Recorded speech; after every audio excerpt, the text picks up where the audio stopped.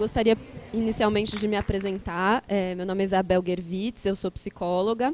Eu trabalho numa instituição que é uma ONG, se chama Laboratório de Educação, que é uma instituição que busca desenvolver conteúdos para educadores e também para não educadores sobre aprendizagem formal e não formal. E a nossa especialidade é a linguagem. Eu vou rapidamente apresentar alguns dos nossos portais que estão abertos, disponíveis online, gratuitamente, para qualquer um que queira acessar. Essa é a página do Laboratório de Educação, conta sobre a nossa equipe, tem algumas pesquisas e publicações. Descendo até o final da página, vocês encontram, além de notícias, também o link para os nossos outros portais. O primeiro, que aparece ali, com algumas ilustrações de crianças, é o Aprender Linguagem. O segundo ainda não está aberto ao público, em breve estará, se chama Espaço de Leitura.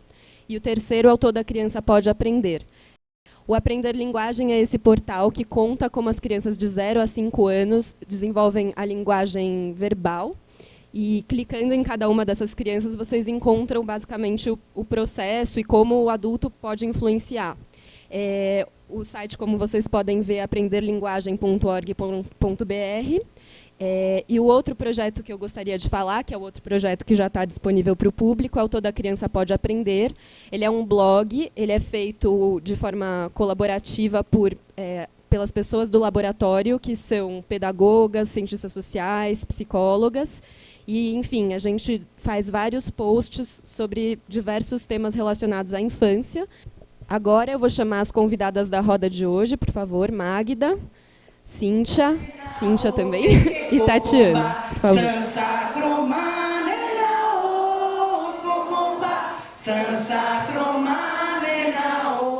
A Tatiana Tardioli é bailarina, criadora e professora da dança materna. Ela é especialista em bebês, pós-graduada no Instituto Singularidades. Ela dirige e dança no Bloco Bebê e modera o grupo Colo com Amor. Ela também é formadora de professoras nos métodos dança materna para mães e bebês e para gestantes e trabalha diretamente com grávidas, mães e bebês. Então, a dança materna é um projeto que nasceu, foi concebido em 2007, nasceu para o mundo em 2008. Veio muito da minha percepção de dançar grávida da minha primeira filha. Estou aqui rumo ao terceiro. E, enfim, depois, quando ela nasceu, tinha 6 meses, começaram as aulas para gestantes e para mães e bebês de colo e engatinhantes. A gente faz 8 anos de projeto amanhã, então é um dia muito feliz. O foco é muito assim nos cuidados com a gestante, com a mãe, no vínculo dela com o bebê e na experiência que eles vivem, né? Tanto na experiência estética, afetiva, sensorial, tudo isso junto. Pode passar. Então, uma foto aí da dança com os bebês de colo. A gente usa o sling, né? E outros carregadores também. Um pouquinho de cada uma das 3 aulas, né? A aula quando os bebês já andam é com eles no chão e os adultos acompanhando os movimentos nessa fase em que eles já têm mais autonomia e outros interesses. É um projeto de base transdisciplinar, essas são algumas das áreas que a gente tenta agregar na pesquisa, né? Porque, inclusive, a gravidez e o pós-parto têm questões muito específicas em vários sentidos. Então, aí está mostrando um pouquinho de cada modalidade, né? Como há 2 anos eu comecei a formar professoras, essa é uma aula em Manaus, por exemplo, com uma professora da nossa rede.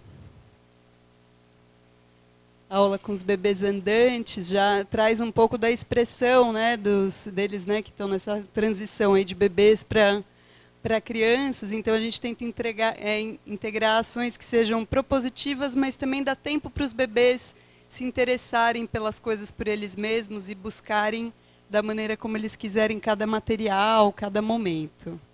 A gente também inclui os pais, que é uma coisa que eu acho muito importante, trazer o pai para perto nesse momento. Os pais participam de várias aulas e participam bastante. Como vocês podem ver, essa é uma aula no Rio. Pode ir passando, Ana, essa parte é bem rapidinho. Algumas das professoras da rede. Depois da formação, a gente segue estudando juntas. Para algumas das professoras, como a Priscila, que está aqui, que vai estrear, é uma possibilidade também de trabalhar junto do filho por mais tempo, prolongar esse tempo de cuidados enquanto a mãe também trabalha. Esses bebês têm uma história interessante. A professora deles, que é de Resende, no Rio, ela conta que eles se procuravam na aula, que ela ia rolando e ele rastejando até eles se encontrarem. No meio de vários bebês, eles desenvolveram uma relação muito próxima e a gente vê que tem um encontro, né? Tem ela completamente tranquila ali no chão e ele com essa expressão meio de cheguei, encontrei minha amiga. Tem na aula um tempo também de chão, de exploração de materiais, de texturas variadas, cores, que os bebês podem, à medida que eles crescem, procurar por conta própria, escolher o que eles querem. Essa foto é interessante, que a mãe sustentando o bebê e o olhar dele é para o pai. O pai está carregando, então também um exemplo um pouco dessa tríade junta. O tempo de sentir, né? Eu acho que essa foto mostra bem, é uma menininha de aproximadamente 2 anos e meio, 3 anos, experimentando o movimento com a mãe, né? Tem uma expressão de curiosidade, de contentamento. Entrega, olha que gesto mais entregue, mais conectado. Colo e movimento, né? O movimento ele é bem importante, além do colo e do contato físico, porque juntos eles proporcionam uma sensação muito semelhante à que os bebês experimentavam no útero, né? Pode passar, Ana. Então a gente se baseia bastante na aula com os bebês de colo no conceito de esterogestação, manter o bebê numa situação mais parecida possível com a uterina, enquanto ele ainda está começando a conhecer o mundo, experimentá-lo. Não consigo ler muito daqui, mas essa é uma das pesquisadoras, a Bézier, que a gente usa para se basear na maneira de carregar os bebês, favorecendo o agrupamento, principalmente enquanto eles são pequenininhos, e a variedade de posições para que eles possam experimentar o mundo de diversas formas. O ruído, eu pus essa foto com o mar, porque o ambiente também é muito importante, o tipo de som que tem, o ruído branco, é um ruído que acalma os bebês, que tranquiliza pela semelhança também com o útero.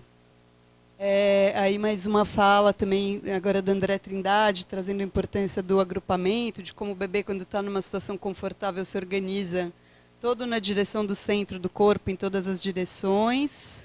Gêmeas no sling com a mãe.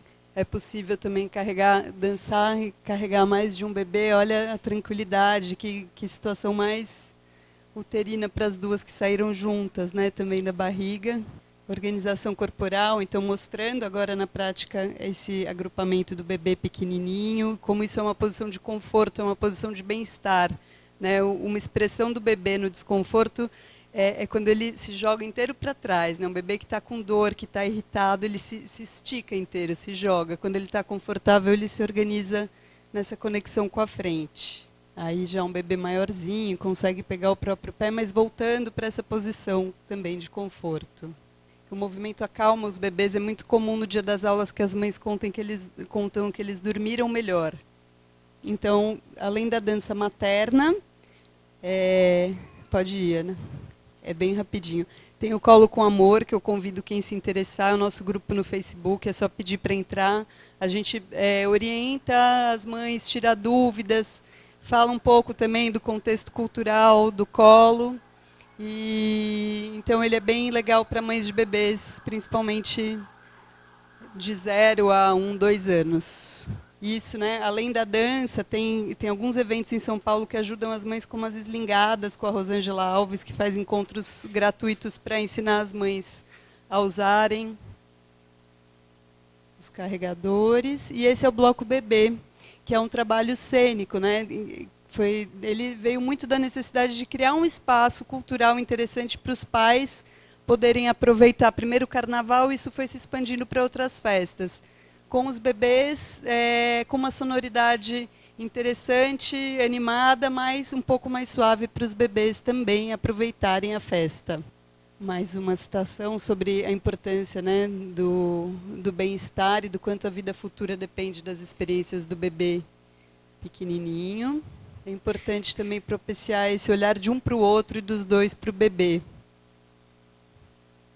Obrigada. A gente vai para o vídeo agora do Bloco Bebê. E convido a prestarem atenção na expressão dos bebês, tanto os que estão no palco junto com os pais, quanto nos que estão assistindo, né, com esse olhar de inclusão mesmo para o bebê nas atividades dos pais e na própria festa do carnaval. Então a gente vai cantar uma música agora em apoio à amamentação.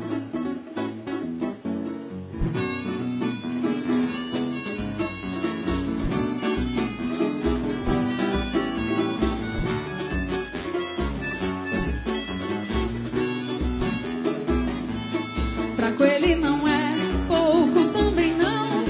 Leite materno faz do meu gatinho um leão. Fraco não, pouco não, não, não, não. Leite materno faz do meu gatinho um leão. Fraco ele não é, pouco também não.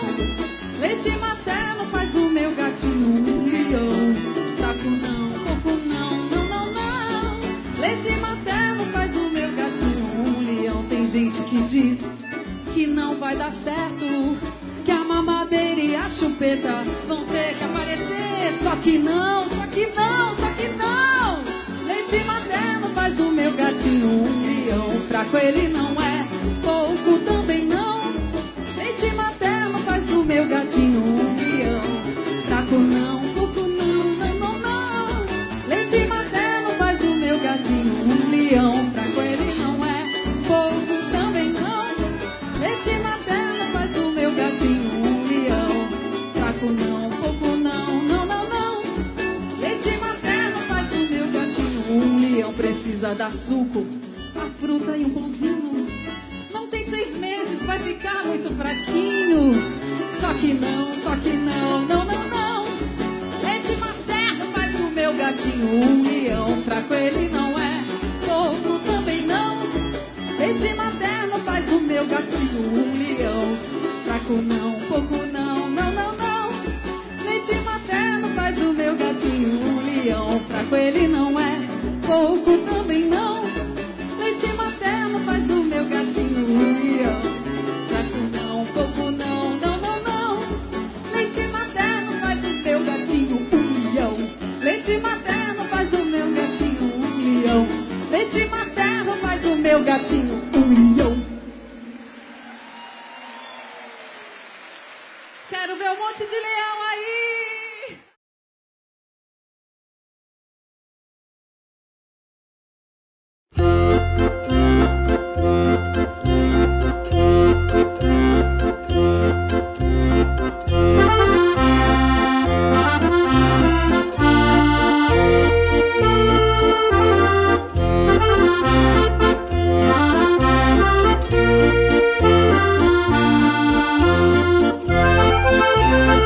Música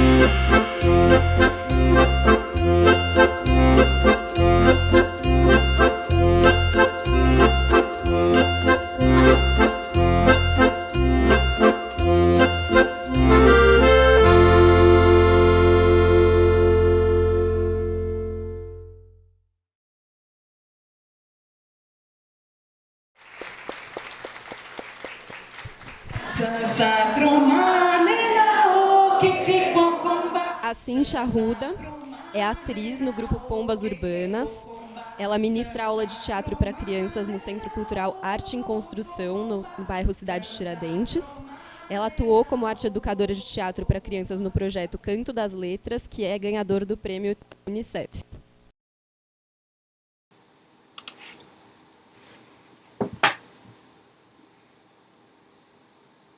Tenho 11 anos, meu nome é David, faço curso faz 2 anos e faço teatro.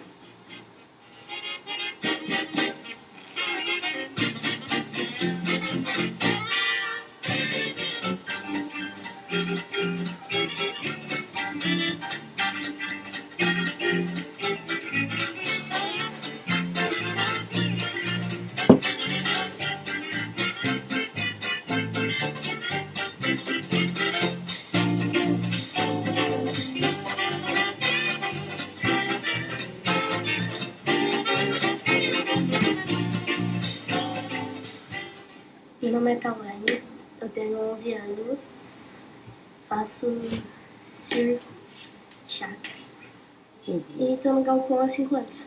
A amizade, acho mais divertido assim de fazer. E tipo, é que eu era muito ligada no videogame. Aí quando eu soube disso, aí eu saí de videogame e só fiquei ligada aqui, né? Eu gosto de tudo, né? Então, tipo, tudo que eu aprendi foi legal, mas o que eu mais gostei mesmo foi aprender a tocar.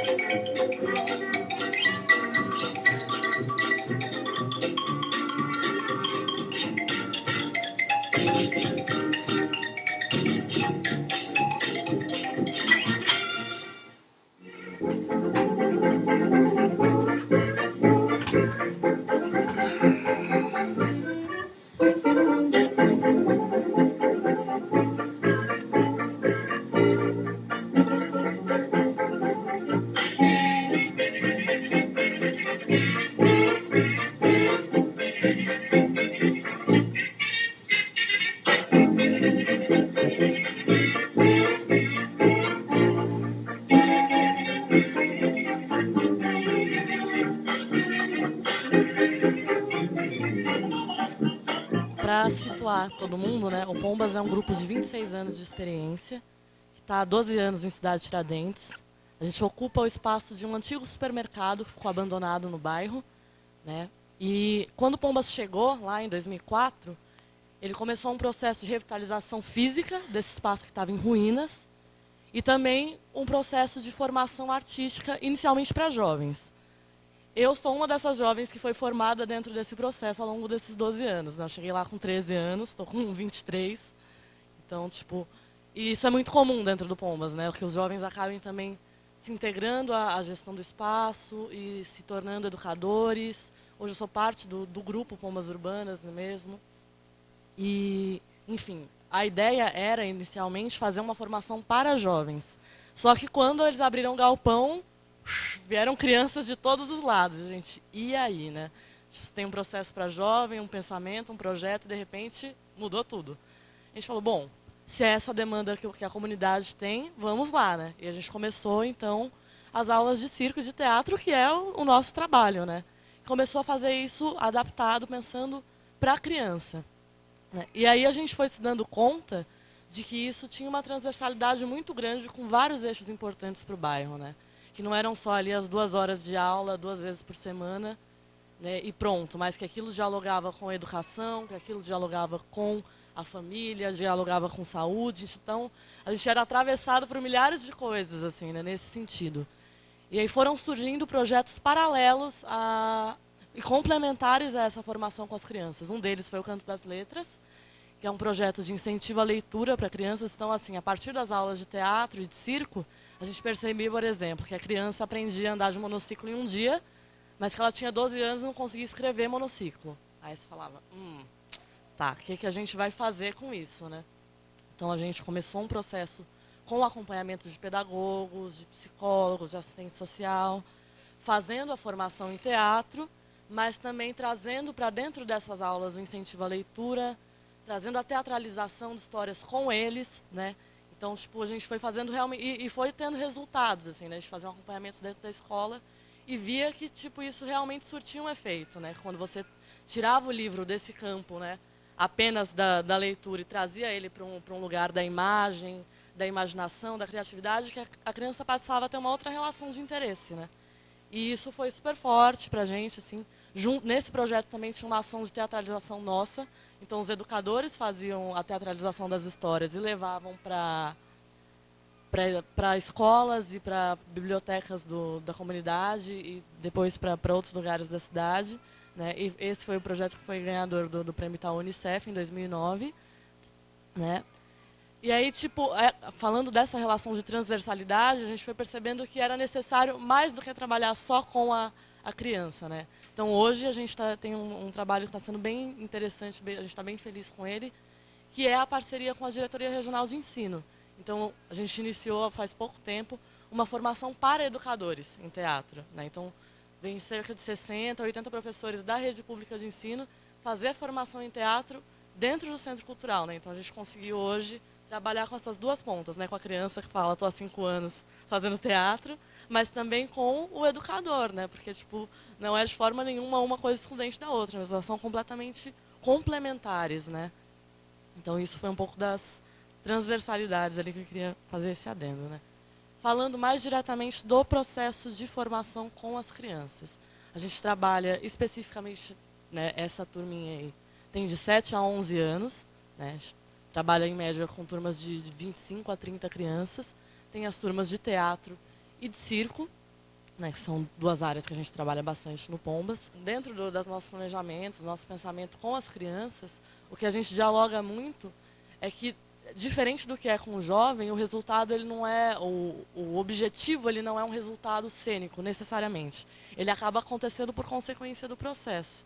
Mas o objetivo está muito mais numa sensibilização, na construção de valores, né, na percepção do próprio corpo, na percepção do espaço, nas relações, na discussão de temas que são importantes para eles, né? Então, tipo, a gente está muito mais preocupado com isso, né, nessa faixa etária, do que propriamente de, vamos fazer um espetáculo incrível e todos vão andar de perna de pau e jogar 5 bolinhas. Não.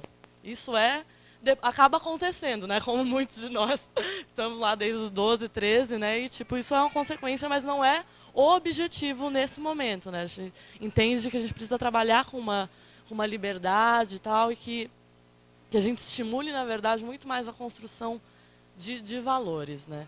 Então, tipo, indo mais diretamente para o processo, como a gente trabalha corpo, isso é muito, a gente pensa muito em como estimular isso diretamente. Então, às vezes, são coisas muito simples. Tem um exercício que é todo mundo, deita no chão e todos carregam esse com os braços estendidos.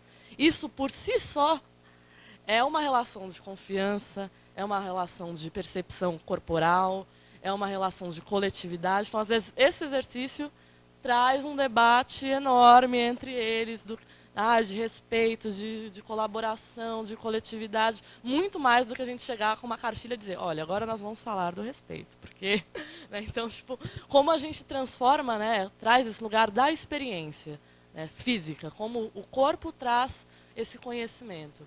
Então, para a gente é muito isso, é essa relação da experiência, como, tipo, a gente também volta para esse lugar de repente, do não saber, né, do estar disponível e vulnerável a vivenciar, a ter medo de cair da perna de pau e permitir que o outro, né, te ajude, se perceber, se sentir, para isso, né, para essa experiência criar um conhecimento que é mais aprofundado, né, de si. Então, eu queria, já que estou falando de experiência, de sentir, queria pedir para todo mundo ficar de pé. Vamos olhar as pessoas que estão aqui. Observar o rosto de cada um. Observar como está o meu corpo, sentir como está esse corpo, se eu estou cansado, se eu estou com sono, se eu estou com a cadeira meio ali ainda no corpo, né? E a gente vai piscar para as pessoas em volta, dar uma piscadinha. Só isso.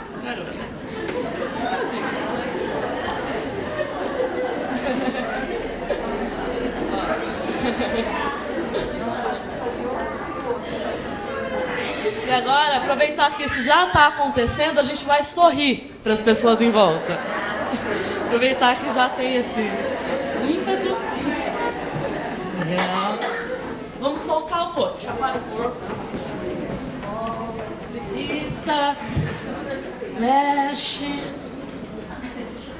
Mexe a cabeça, mexe os pés, quadril. E a gente vai virar o corpo para a nossa direita. Isso, né? Eu sou meio ruim de lados, direito, esquerdo. De modo que todo mundo fica de costas um para o outro. E a gente vai fazer uma massagem na pessoa que está na nossa frente.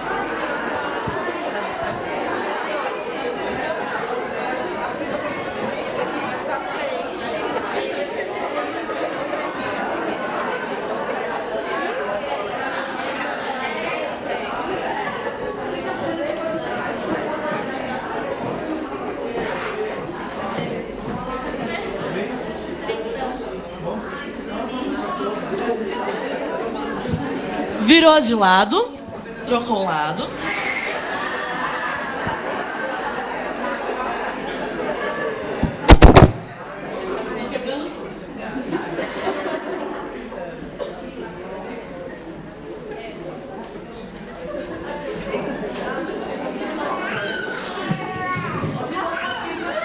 E agora a gente vai abraçar essas pessoas que a gente ofertou esse carinho.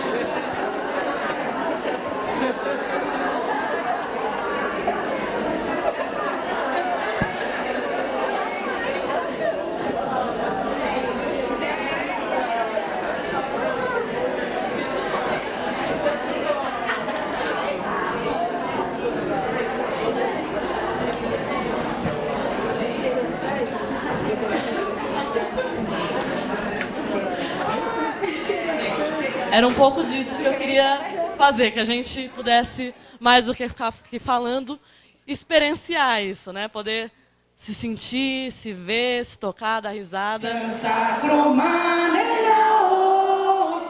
Nossa próxima convidada é a Cíntia Valente Ruiz. Ela é graduada em Arquitetura e Urbanismo pela USP e Artes pela Belas Artes. É pós-graduada em Estudos de Museu de Arte pelo MEC São Paulo. Atua na área de artes na Escola Ágora e anteriormente atuou também em outras escolas com ênfase em processos de criação. É formadora de professores em ONGs, contribui com material educativo na Bienal Internacional de São Paulo e montagem de diversas exposições e trabalhou com cenografia e figurino em montagens teatrais premiadas. A primeira coisa que eu faço com os meus alunos, e tenho feito isso sistematicamente, com arte, vou falar de arte só aqui, é criar a possibilidade desse menino conseguir se expressar como? Como, desde a idade da caverna, a gente se expressa desenhando, registrando, um registro. E até hoje, muitos de vocês, eu tenho certeza, que chora quando vai pegar um lápis, porque o professor de artes falava que você não sabia desenhar, e que não sei o que lá, e etc. E desenhar não tem nada a ver com isso, tem técnica, tem instrumento, tem, como tudo na vida, tem que ter prática. Prática. Então, eu passei muitos anos, pode para a primeira imagem, muitos anos pensando em maneiras, estou falando de criança, maneiras interessantes para eles e para mim, deles aprenderem a se expressar com o desenho. Existem muitas teorias por aí de como se expressar com desenho. Você pode pensar em ele fazer um desenho que ele imagine uma coisa, que ele invente uma coisa, que ele experimente uma coisa, que ele lembre de uma coisa. Então, eu vou passar algumas imagens de coisas que eu faço e muito mais. Eu tenho uma lista com milhões de propostas que eu fico obcecadamente anotando, assim, como eu posso... Olha, isso pode dar uma boa proposta de desenho para eles. Então, vamos lá. Por exemplo, observação de semente. Porque agora eu dou aula num lugar que é num sítio. Então, essas crianças são loucas por natureza. Que, aliás, é uma coisa que eu ia falar no fundo, mas eu vou falar agora. Isso foi uma coisa... Todo mundo sabe que natureza é importante, está na onda, falou bastante hoje na abertura das Olimpíadas, mas não é importante para a criança, não é importante, é fundamental. Chafurdar na lama para a criança é fundamental. É outra criança quando ela cresce, de fato, pegando na formiga, mexendo na areia. É quase uma necessidade física da criança. É muito importante. Compleando e completando. Eu aprendi com a minha prática que preconceito não serve para arte. Quando eu me formei, não podia copiar. Não podia copiar, que copiar era coisa de quem era assim. Gente, eu deixo copiar, e tenho visto muita gente deixar copiar. Eu deixo, não só copiar, eu deixo copiar e fazer outras coisas. Não vou botar o menino copiando o tempo todo, mas copiar de vez em quando... esses meninos têm 6 anos, não sabe como é o rosto dele. Copiar é uma maneira de você observar como o outro fez a imagem, construiu. Você está aprendendo, é uma maneira de estudar, é que nem pegar como chama aquele negócio, os esqueletos, e olhar lá onde fica um osso, onde fica o outro. Para a criança é tudo novo, né? Então ela não sabe direito com a distância do olho para a boca. Ela está aprendendo quando ela copia. Vamos lá, pode ir. Desenho abstrato com linha. Adoro esse desenho. Tem um adulto e uma criança, um professor e uma criança. Esse desenho é ótimo para quem fala que não sabe desenhar, né? Porque quando termina, fica tão bonito. E aí o cara fica, nossa, eu sei desenhar. É assim, nessas pequenas coisas, que a gente desmonta um pouco dessas imagens. Vamos lá, mais uma.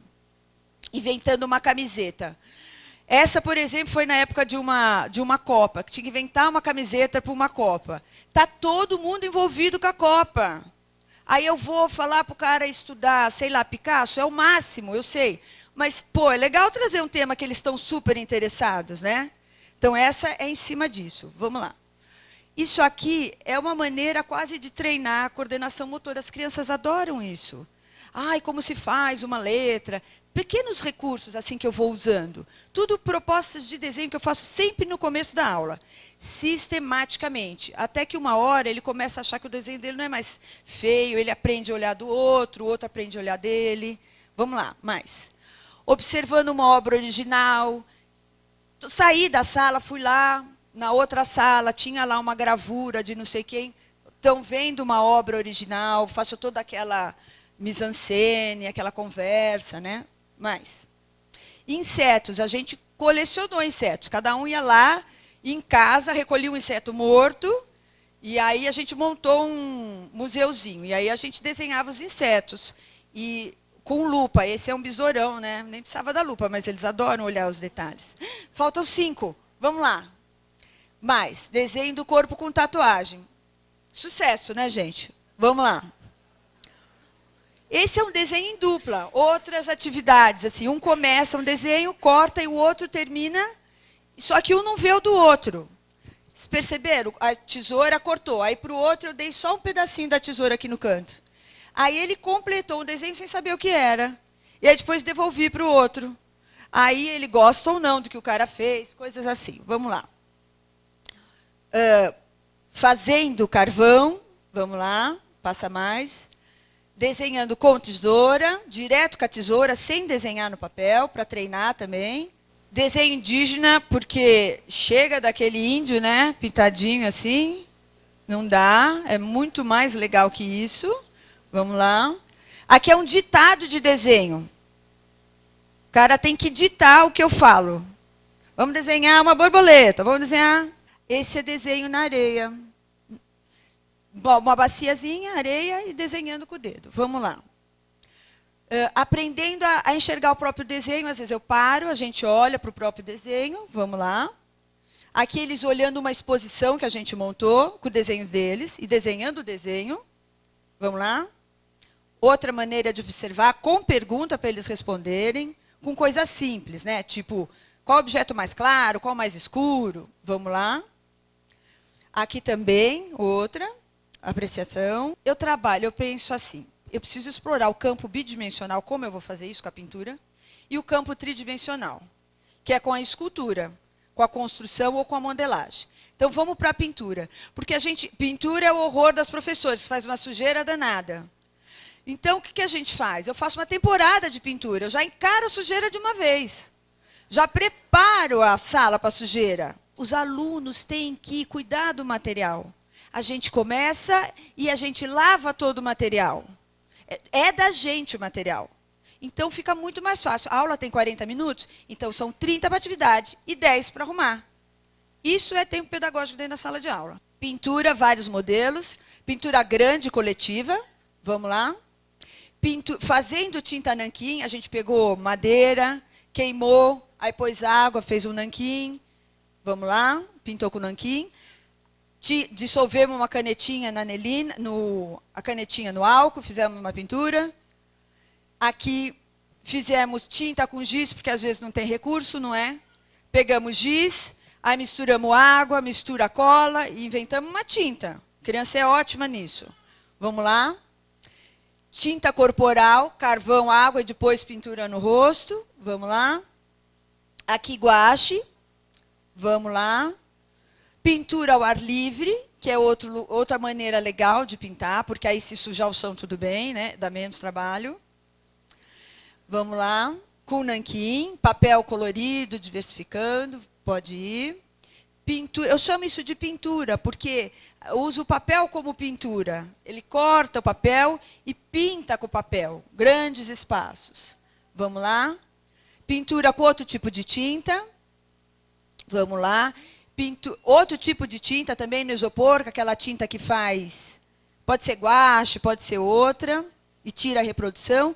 Aqui a gente fez um chá para pintar com chá, tingindo roupas, porque existem muitas possibilidades de pintar. Pó dourado. Gente, se vocês nunca fizeram dourado com criança, vocês têm que fazer. Tem que fazer. É uma experiência inacreditável. É como se o sol tivesse baixado assim. É muito legal. Eles ficam radiantes. É anelina e cola.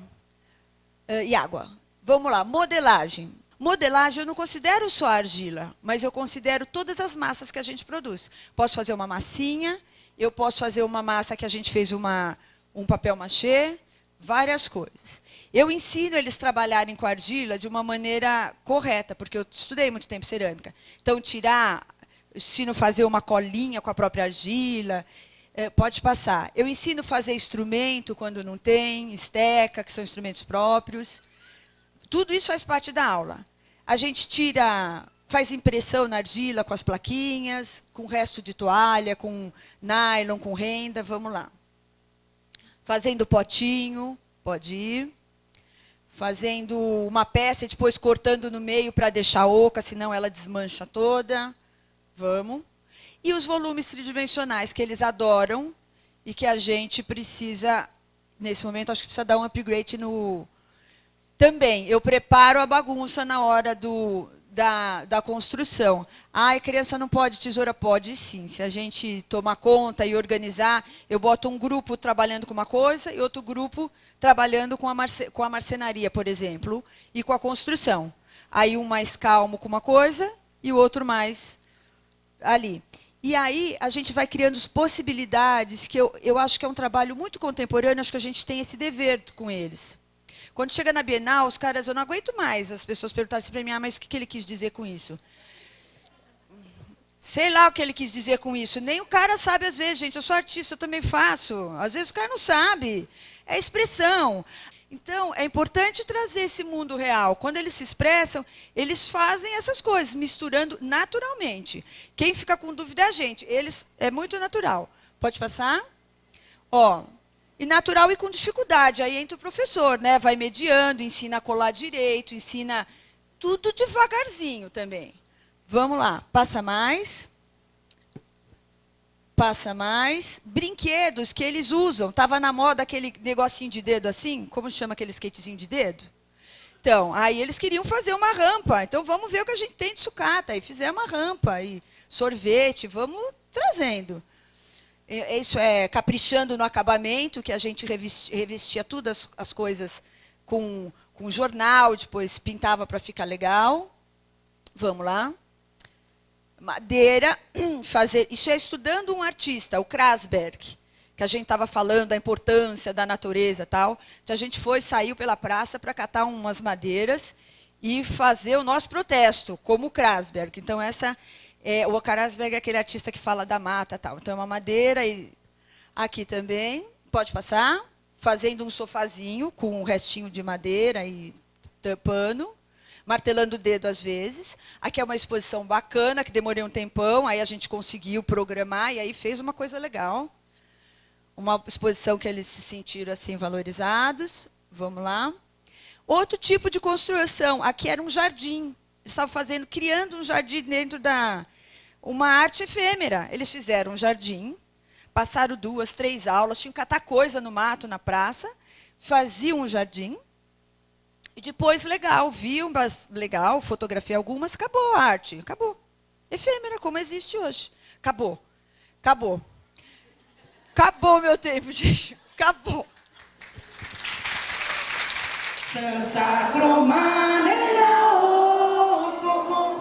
A Magda é formada em composição e regência pela ECA e em música popular pelo Espaço Musical e Manhattan School of Music de Nova York. Ela é mestre em antropologia, doutoranda em performance e artes criativas na Universidade de Leiden, na Holanda. Ela é líder do grupo Mauaca, autora de livros para professores e crianças como A Floresta Canta, Outras Terras, Outros Sons, contos musicais de todos os cantos do mundo. Implantou o curso de canto no projeto Meninos no Morumbi e produziu CDs da ação comunitária. Além disso, ela também regeu o grupo de refugiados africanos no Sesc do Carmo. Bom, gente, estou super feliz de estar aqui. Obrigada, Adriana, pelo convite. Estou adorando ouvir as experiências todas. Acho que é super inspirador. Espero que seja para vocês. Para mim tem sido. Eu vou falar uma coisa, essa questão com artes, argilhas, eu sempre fui péssima. Agora eu estou falando que provavelmente eu não tive essa experiência toda que essa professora maravilhosa proporcionou, porque eu toda hora falo, como eu sou desajeitada, porque provavelmente foi uma falha na minha infância de eu não saber mexer com materiais, né? Bom, vou falar um pouquinho de um projeto muito especial do Mauaca, né? O Mauaca é um grupo que já existe há 21 anos, faz músicas de várias partes do mundo, e a gente criou um espetáculo chamado Pelo Mundo com Mauaca, focado no nosso público infantil, que começou a surgir quando o grupo foi ficando mais velho. O nosso público começou a ter filhos, e os filhos iam às apresentações, e a gente começou a perceber que tinha um interesse grande das crianças por um repertório que, a princípio, não tinha nenhuma intenção de trabalhar com as crianças, né?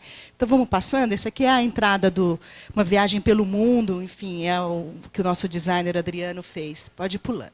Vou passar bem rapidinho essa primeira parte. Bom, esse espetáculo, então, enquanto ela vai se ajeitando ali, ele passa por várias partes do mundo, né? O Mauaca tem essa perspectiva de desenvolver um repertório que a gente canta em mais de 20 línguas do mundo, né? Então, eu venho pesquisando isso há bastante tempo, e aí a gente acabou trazendo um pouco esses temas, que são temas muito antigos, alguns seculares, outros centenários, enfim, músicas que foram sendo passadas pela tradição oral, e faço arranjos mais contemporâneos com o grupo, e a gente criou um espetáculo com essas que eu chamo pérolas, né, que a gente vai desvendando, tirando a poeira e trazendo para o mundo atual, né? Que a gente acha que música velha é velha, não tem que ficar escondidinha. Não, a gente coloca elas no dia a dia, e as pessoas começam a falar, puxa, é muito legal isso, eu lembro da minha infância, ou se identifica de alguma maneira, às vezes até de uma forma inconsciente. Então, isso é uma cena do espetáculo, pode ir passando, né? E o Mauaca tem essa coisa de ser uma experiência que alia pesquisa a performance. Eu trabalho muito pesquisando, né? Mas o que eu faço, essa pesquisa ela tem que ir para o palco de alguma maneira, sem que seja uma coisa didática, aborrecida, assim, mas que as pessoas olhem para aquilo e se interessem. Esse é o meu principal objetivo e o meu principal desafio, né? E aqui também a entrada do espetáculo, que a gente chega com as nossas malas, e dessas malas vão saindo objetos, né, lenços, chapéus, cocares, chocalhos, e aí a gente vai criando todo um repertório de canções para as crianças participarem dessa viagem com a gente. E a gente percebeu isso, a gente falou, mas cantar num monte de língua, a criança não vai entender nada, como é que faz? Isso era uma pergunta que logo no início do Mauaca se fazia não só para as crianças, mas para o adulto também. E a gente percebeu que, principalmente as crianças, elas não têm nenhuma barreira em relação a essa questão às línguas, se elas entendem ou se elas não entendem. Elas gostam da sonoridade. Se é uma sonoridade que chama atenção, ela reproduz aquilo de uma forma totalmente natural, ela se diverte com aquilo, ela não tem esse preconceito, está cantando em búlgaro, putz, não vou saber nunca cantar nessa língua. Ela tinha uma sobrinha de 7 anos que cantava uma música búlgara inteira, assim, do búlgaro dela, assim, super bonitinha, porque ela adorava a sonoridade do búlgaro. Enfim, não era da cultura dela, mas ela gostava do som, né? Isso que era legal. Então, a gente percebeu que essas crianças que começaram a acompanhar os pais nos espetáculos do Mauaca, os pais chegavam e falavam, nossa, minha filha não para de cantar tal música, nossa, Calha é um sucesso, eu tenho que pôr 5 vezes o vídeo para ela assistir, porque não sei o que acontece, que ela gosta tanto dessa música. A gente começou a perceber que tinha uma empatia muito grande com as crianças, algo que eu realmente não estava na minha imaginação, né? E aí pode pular. Aí começa essa história, a gente vai viajando pela Tanzânia, França, Índia, Portugal, Japão, Albânia, Israel e muitas regiões do Brasil, né? Aí somos nós. Esse espetáculo foi criado baseado nesse livro que eu escrevi com a Heloísa Prieto, que é uma escritora super premiada, que faz livros maravilhosos infanto-juvenis, não sei se vocês conhecem o trabalho dela.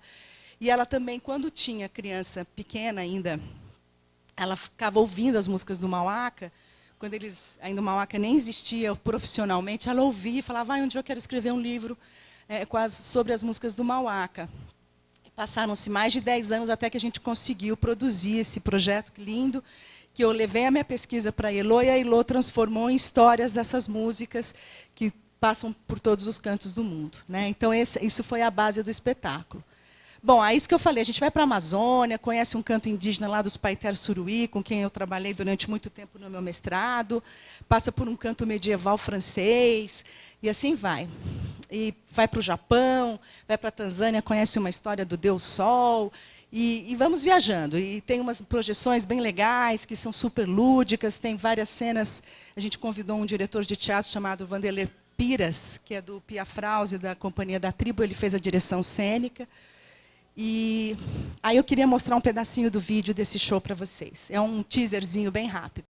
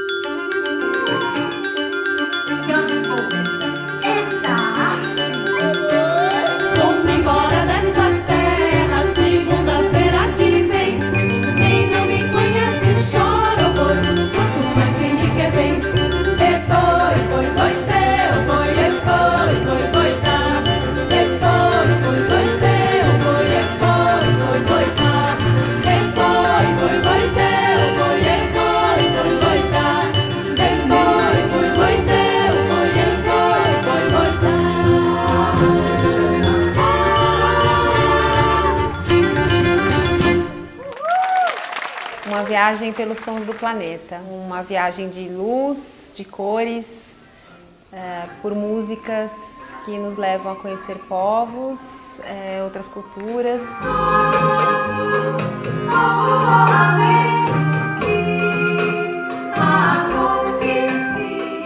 Chegar junto das crianças a partir da brincadeira que as músicas se revelam. Vi um menino na manjedoura que falava sem parar, sem dormir, nem descansar. O que foi muito legal nesse projeto é que a gente descobriu que o repertório do Mauaca, as canções do repertório do Mauaca, elas têm muito do universo que as crianças curtem. A gente já vinha percebendo ao longo da carreira do grupo que tinha algumas canções em particular que elas curtiam, que os pais chegavam depois do show e falavam: minha filha adora essa música, adora Coitianaré, Cangoma ela canta o tempo inteiro.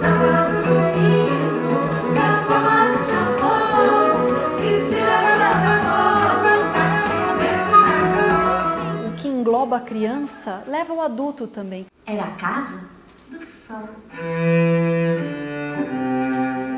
Juntou o cantar com interpretar, com uma sequência, com cenas, com falas, com ritmo, com contracenar. Bom, é uma viagem mesmo, né?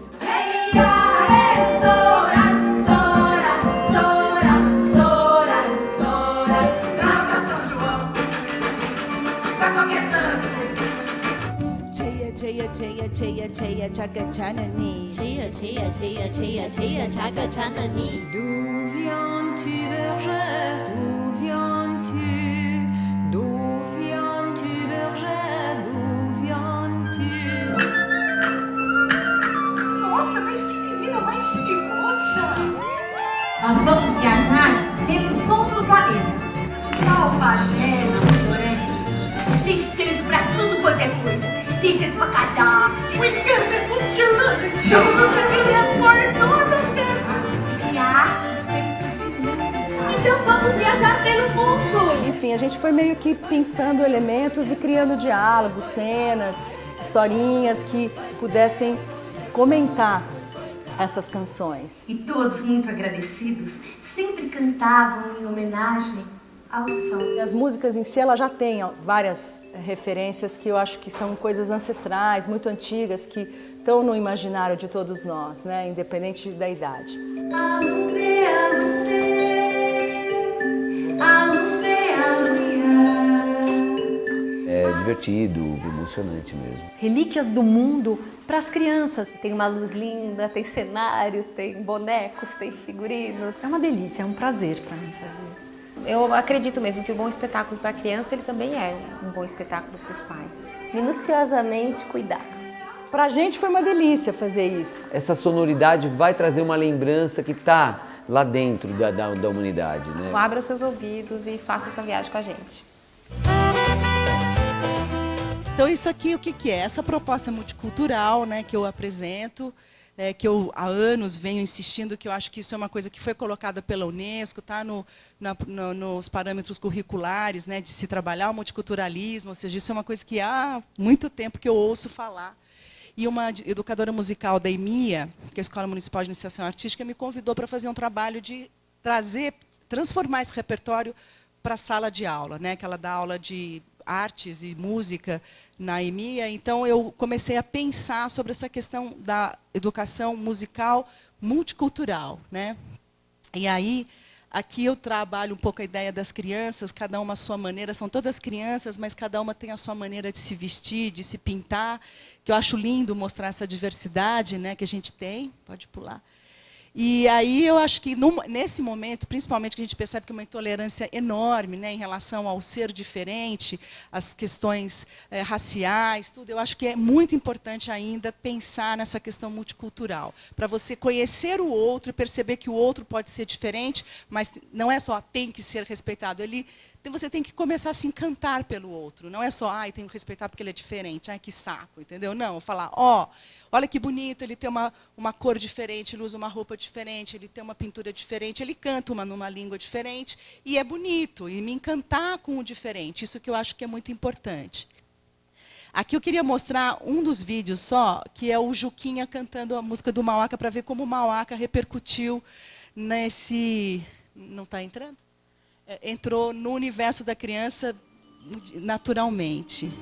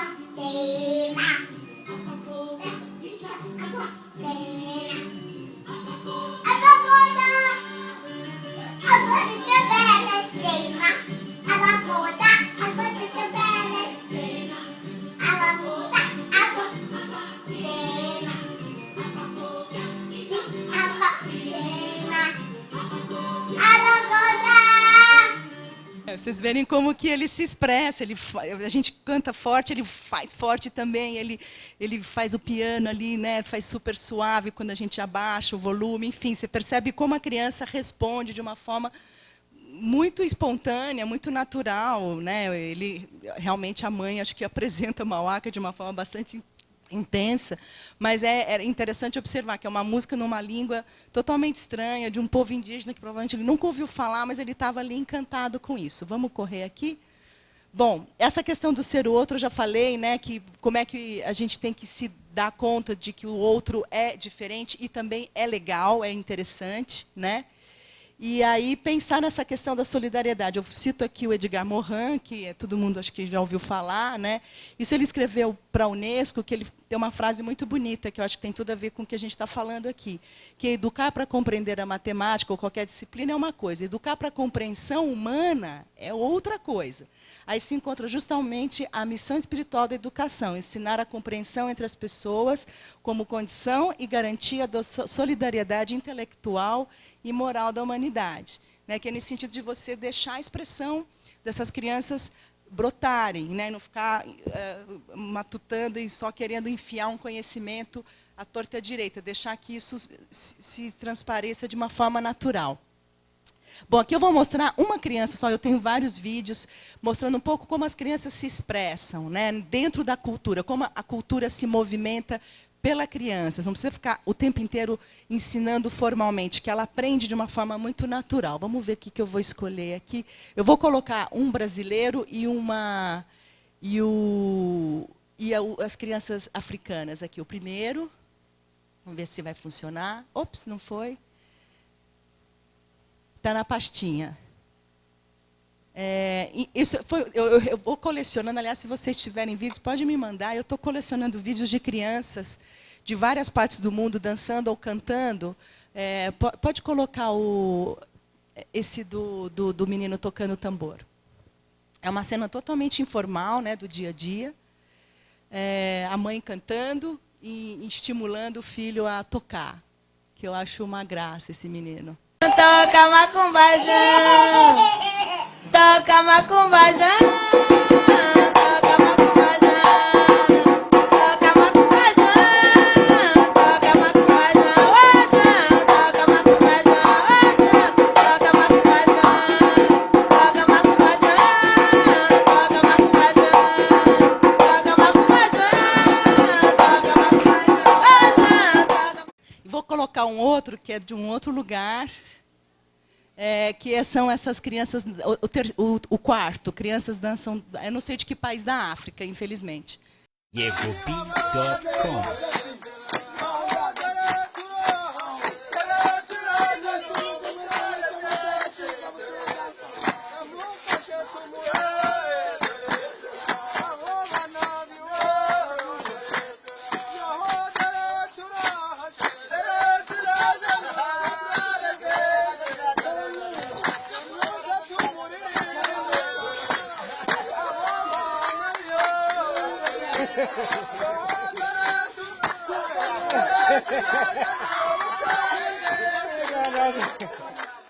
Bom, tenho muitos outros vídeos, infelizmente não dá para mostrar tudo, mas é só para a gente... Quer mais um? Vou mostrar mais um, as ciganas, a terceira das ciganas.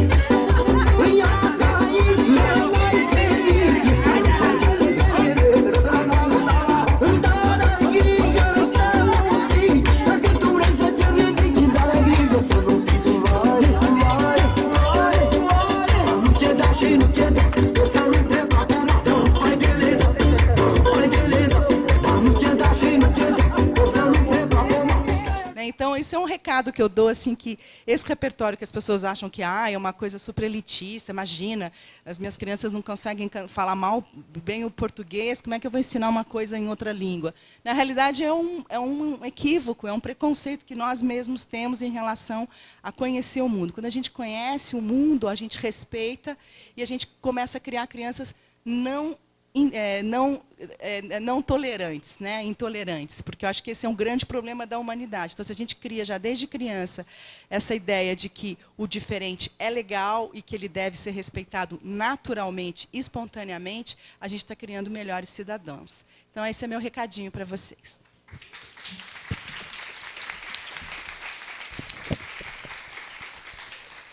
Aqui, só para terminar, aqui são umas oficinas, eu esqueci de falar, desse processo que eu fiz por conta dos meus livros. São encontros, umas rodas que eu fiz de conversa e bate-papo e oficinas. Passa só rapidinho, porque eu quero colocar nas fábricas de cultura, CELS, o Mauaca fazendo oficinas também com crianças. Um trabalho com professores, que eu tenho feito bastante no Estúdio Mauaca, que eu vou deixar o folheto aí para vocês. Pode passar. Aqui são com educadores musicais. Desculpa, eu esqueci. Aqui também, lá no Estúdio Mauaca, são várias sessões com música indígena, africana, portuguesa, árabe, japonesa, que a gente está trabalhando, falando desse mundo multicultural. E, finalzinho, lá tem o meu contato. Obrigada, Magda. Como a Rose avisou, a gente vai fazer mais uma sessão de perguntas agora. Eu já recebi algumas da rodada anterior, já vou começar por elas. Tatiana, aproveitando, enfim, eu acho que essa questão de quando existe algum impasse no desenvolvimento da criança é uma coisa que afeta muito o vínculo inicial. Se você puder comentar sobre essa questão, além da questão física no trabalho, seria muito interessante, se você puder. Eu acho que tem um susto da família, às vezes, né, com coisas que só se descobrem depois que o bebê nasce, ou mesmo quando a mãe já sabia que o bebê vinha com alguma questão. Então, acho que mais uma vez o acolher a família. A gente não cuida de crianças sem cuidar da família, gente. Assim, é claro que não estou querendo exigir dos educadores mais do que vocês já fazem, que é muito no espaço de aula, mas precisa olhar para isso. Uma criança só está integralmente cuidada se a gente cuidar da família. Então, eu acho que criar espaço sempre de conversa, de troca, de acolhimento para essa mãe. Eu não tenho as respostas para tudo, eu não sou especialista em tudo, obviamente, então eu tento sempre encontrar como eu posso encaminhar. Existe uma rede de apoio, talvez, de mães com necessidades especiais no bairro onde vocês atuam? Procurar ter acesso a esse tipo de informação para ajudar essa família a encontrar outras redes que vão além do que a gente consegue dar suporte. Eu acho que também é um jeito de acolher.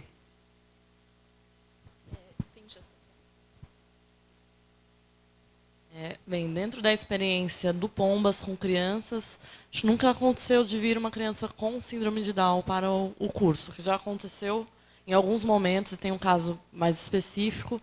São crianças com mobilidade reduzida. Isso aconteceu numa turma de circo, não é a turma que eu dou aula. E foi bem intenso, assim, chamou muito a atenção, porque era um menino que tinha bastante dificuldades de locomoção e questões psiquiátricas, enfim. E a irmã dele, que era uns 2, 3 anos mais velha, entrou no curso junto com ele para colaborar nesse processo dele, numa aula de circo, né, que já exige uma super questão de coordenação. Todos os educadores aceitaram a proposta, falaram, bom, se ela fizer aula junto, acho que a gente consegue pensar algo conjuntamente, e foi super positivo. Assim, essa questão até que a Cíntia fala da sensibilização da turma foi muito positivo. Assim, a gente conseguiu chegar no final do ano tendo resultados com ele. Ele, inclusive, foi meio que o mestre de cerimônias da apresentação, teve toda uma relação e ficou durante muito tempo dentro do processo e desenvolvendo no tempo dele, a gente dialogando muito com a família, tendo um diálogo também com a questão médica, né? A gente não pode ignorar isso, né? Nesses casos, como você está lidando com um outro corpo e você está forçando, ele está, né, propondo questões nesse sentido, você precisa ter um cuidado a mais, né? E, ao mesmo tempo, acho que isso também que a Cíntia falou do lance de ver as nossas pernas, né? Tipo, ver realmente caso a caso. Esse ano aconteceu de vir uma mãe com uma criança com um alto grau de autismo para a turma de teatro. E aí eu falei, bom, vamos conversar, né? E aí o menino veio e ele simplesmente, assim, ele teve pavor de ficar dentro da aula. E aí eu conversei com a mãe e falei, bom, vamos ver como a gente dialoga. A gente tem uma rede de parceiros dentro do bairro, né? E uma dessas parceiras é uma pessoa que trabalha dentro me fugiu o nome agora, mas ela é psicopedagoga. E a gente trabalha na rede de saúde, então a gente conseguiu trazer essa pessoa para conversar com a mãe, para ver a criança, para avaliar o caso, e a gente conseguiu fazer também um encaminhamento dentro do sistema de saúde para uma terapia que era mais adequada dentro desse lugar artístico, né?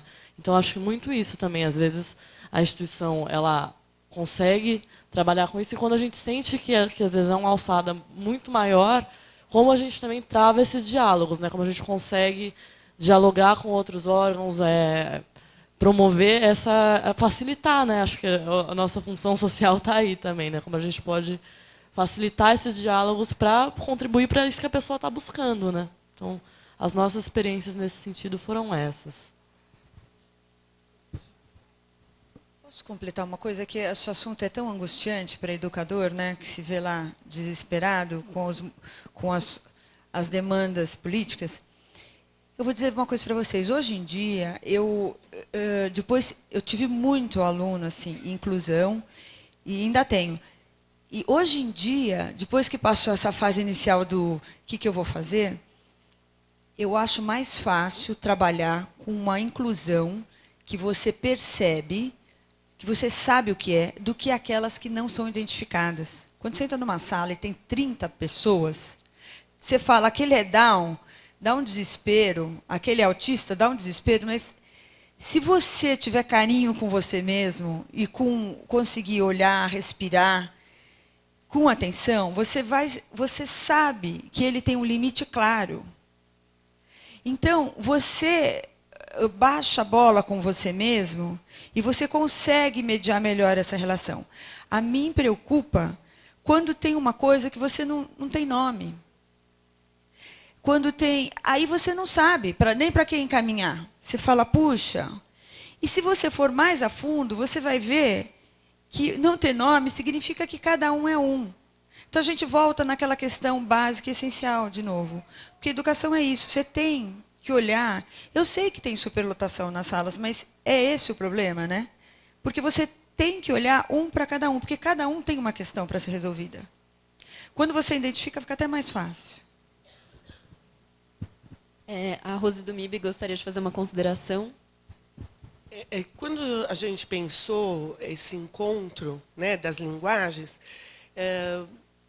eu acho que a gente conseguiu sintetizar aqui uma das coisas mais importantes para a primeira infância, que é a questão do movimento, né, da criança se expressar com o corpo de uma maneira integral. E eu acho que essa mesa, e por isso que eu queria fazer essa colocação, ela conseguiu mostrar para todos nós o quanto que, às vezes, nós tiramos a oportunidade da criança se expressar, né? Então, eu saio daqui mobilizada, com o meu corpo e a mente mobilizada, né? Queria agradecer muito. Obrigada, Rose.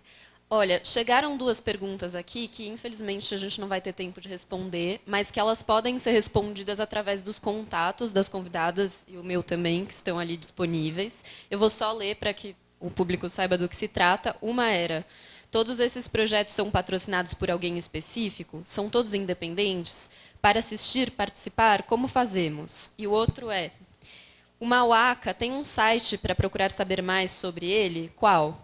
Então, bom, uma já está respondida ali na própria tela, e a outra, se vocês nos procurarem individualmente, a gente também pode responder. Bom, para finalizar, eu gostaria de agradecer muito o MIB pelo convite, as convidadas pela participação, e a plateia também, pelas perguntas super interessantes que surgiram. Agora, eu vou chamar a Adriana do MIB para falar algumas palavras, e depois vai ter uma cerimônia de encerramento desse encontro com a Magda. E eu queria deixar uma pergunta para que todos refletissem quando saírem daqui, enfim, trouxessem para o seu dia a dia, que é, como vocês interagem com as expressões infantis que surgem na trajetória de vocês, profissional ou pessoal? Que espaço vocês dão para isso? Como vocês reagem a isso? E a própria expressão de vocês, como anda? Enfim, uma pergunta para pensar.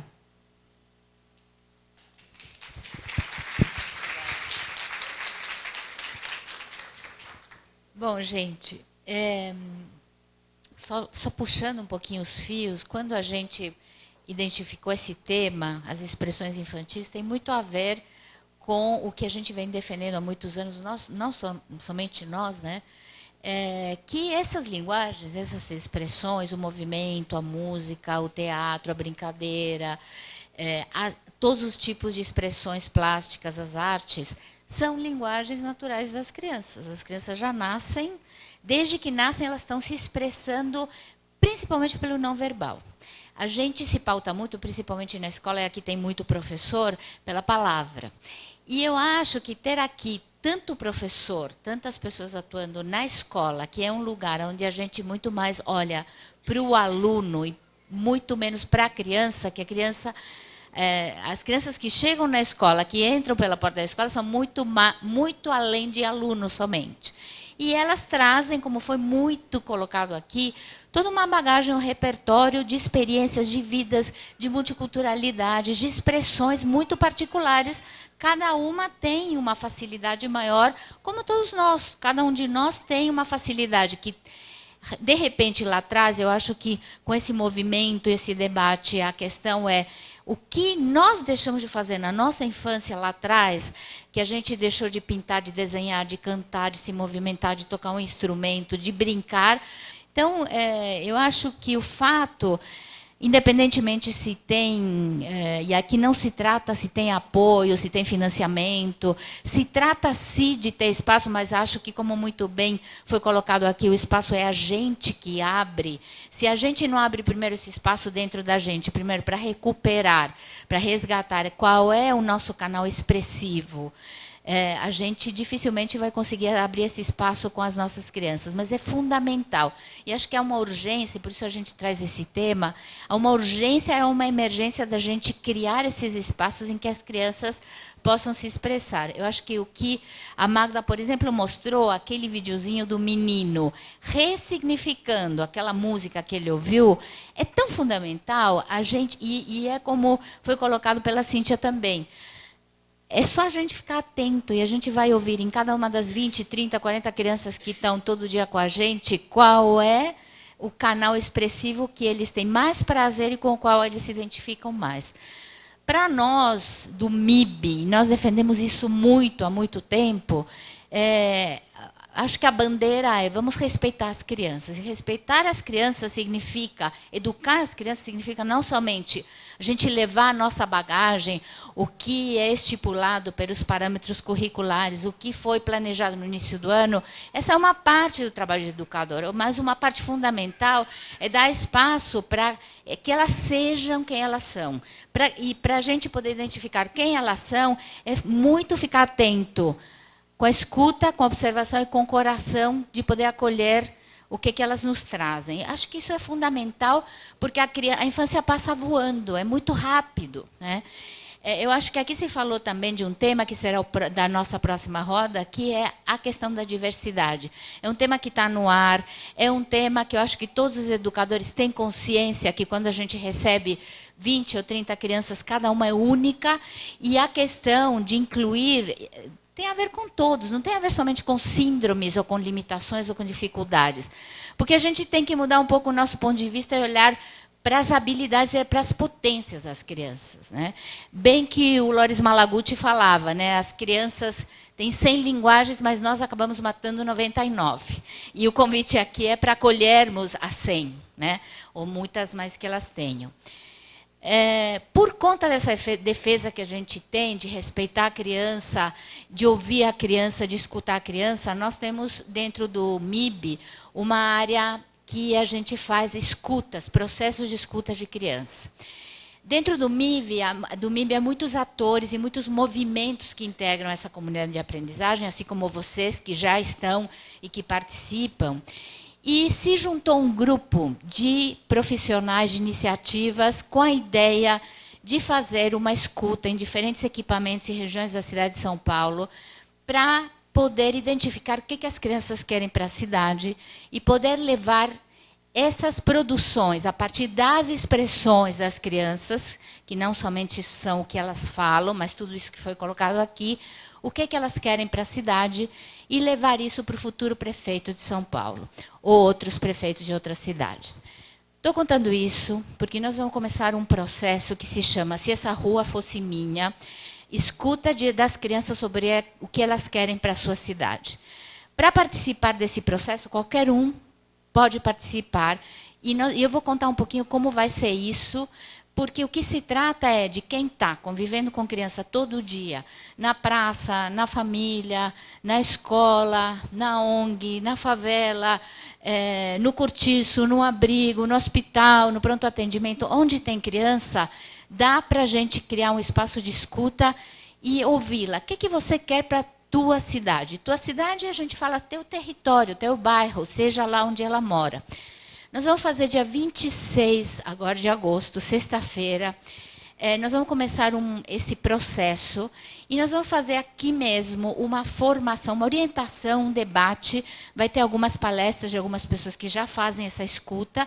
Vamos fazer um processo de cocriação. Como é que a gente sai de um encontro que, independentemente de ser presencial ou não, que formas temos de escutar as crianças a partir dessas expressões? A ideia é que cada um vai para o seu território, fazer essas escutas, e nós vamos juntar esses materiais, isso depois vocês vão saber como, para, no final do ano, porque não dá tempo para ser para os candidatos agora, levar para o futuro prefeito e sua equipe as vozes das crianças de São Paulo para que elas, de alguma forma, digam para o prefeito e para o futuro governo o que elas estão querendo para a cidade, para o seu entorno, para o seu local.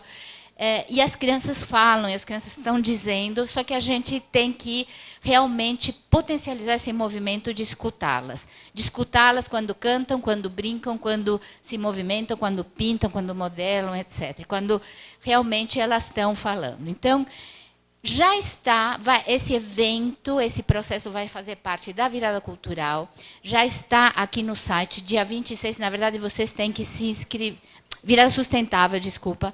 Vocês têm, para se inscreverem, na verdade, há duas condições. Uma, que vocês coloquem as iniciativas de vocês no mapa, na plataforma do MIB, do Mapa da Infância. É muito fácil, e se vocês tiverem dúvida, qualquer dúvida, vocês podem falar com a gestora de comunicação, que é a Ana Helena. Essa é uma primeira condição para participar do processo. E uma segunda condição é vocês estarem diretamente atuando com as crianças, né? As vagas são limitadas, mas, independentemente de quem não puder participar dessa inscrição, nós vamos depois divulgar este evento e essa formatação de formas de escutar a criança no canal do YouTube do MIB, do Mapa da Infância Brasileira.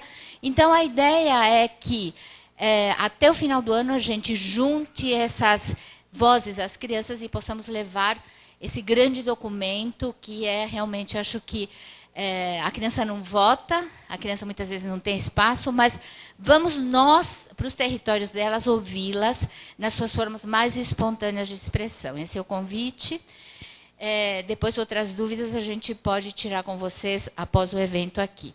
Eu queria especialmente agradecer, agora para encerrar, sim, primeiro, a participação de todas vocês, que eu acho que foi muito rica, muito importante. Vocês veem que são pessoas que vêm de diversas experiências e um potencial enorme de conhecimento. Então, agradecer a cada uma de vocês, a Isabel pela mediação. Realmente, vocês vêm, acho que, inspirar com o trabalho, com a prática de vocês.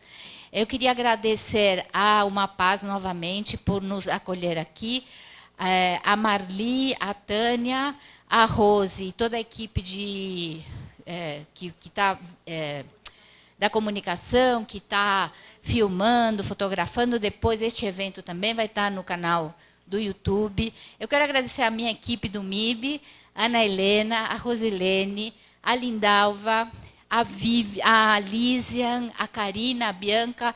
Nós temos aí uma equipe grande de pesquisa que não está aqui hoje. Fala, Ana. Só fazer um agradecimento para a gráfica que fez o material de divulgação, Postnet, que a gente combinou. E agradecer que vocês estão aqui, a gente está junto. Quando a gente fala em comunidade, é isso mesmo, a gente está junto, a gente ter espaços de diálogo, a gente ter espaço de troca, e cada um poder levar esses diálogos, esses temas e essas reflexões para o lugar onde atua e trabalha. Eu não sei se eu estou esquecendo de alguma coisa, mas ainda agora não vou embora, porque a gente vai ter uma vivência muito especial com a Magda, lá fora. E tem também um papelzinho para fazer avaliação, se vocês quiserem dar sugestões. A gente tem a nossa próxima roda Diversidade, que também vamos falar muito desse tema, que acho que é tão importante hoje para todos nós que trabalhamos com diversidade cotidianamente, né? E é isso, gente. Eu agradeço muito novamente. Um agradecimento especial. Cadê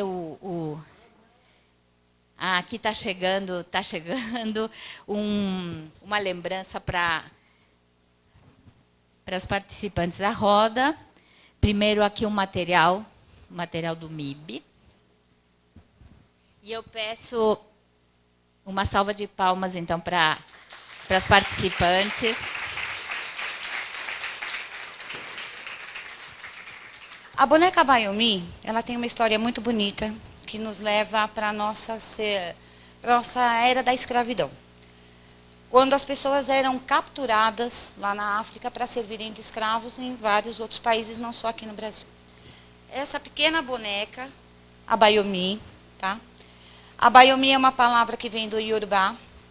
Abai significa presente, ou que traz alegria. Omi, o que é precioso, né? Então, se a gente juntar a palavra, seria um presente precioso. A história da boneca, quando na África as pessoas eram capturadas como animais, elas eram colocadas nos nossos inesquecíveis navios negreiros, todo mundo estudou e sabe essa história. Nos navios, acomodados e jogados de qualquer maneira, com muito pouca comida, muito pouca água, sem luz, sem nenhum tipo de cuidado com a saúde, né? As mulheres dentro dos porões, para amenizar o sofrimento das crianças, que eram praticamente as que mais sofriam, porque nem sempre estavam com as suas mães e suas famílias, eram todos jogados de qualquer maneira, né? Elas rasgavam pedaços das próprias vestes, das saias, para que as crianças brincassem. E era um aconchego de uma mulher para uma mãe, para uma criança. E era onde essa criança se sentia mais acolhida e protegida, né? E muito encantada com a história, eu e uma parceira que não está aqui hoje comigo, está em outra atividade, a gente começou a desenvolver as abaiomis e levar para os alunos das escolas municipais, né? É um trabalho que a gente faz e agora a gente já não faz mais só com criança, faz com terceira idade, faz com quem quiser aprender. Então, esse é o nosso agradecimento pelas palestrantes, por terem vindo, por terem doado seu tempo. Alma Paz é uma casa de todos vocês. Muito obrigada. Bem-vindo sempre.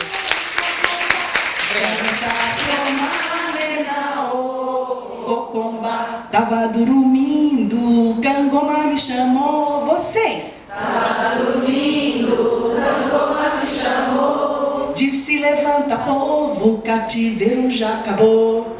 Disse levanta povo, o cativeiro já acabou. Tava dormindo, Cangoma me chamou. Tava dormindo, Cangoma me chamou. Disse levanta povo, o cativeiro já acabou. Disse levanta povo, o cativeiro já acabou. Isso, agora a gente vai fazer o seguinte, nós vamos fazer uma palma e com essa palma a gente vai indo lá pra fora. Sansa cromane na que cocomba. Sansa cromane na que cocomba.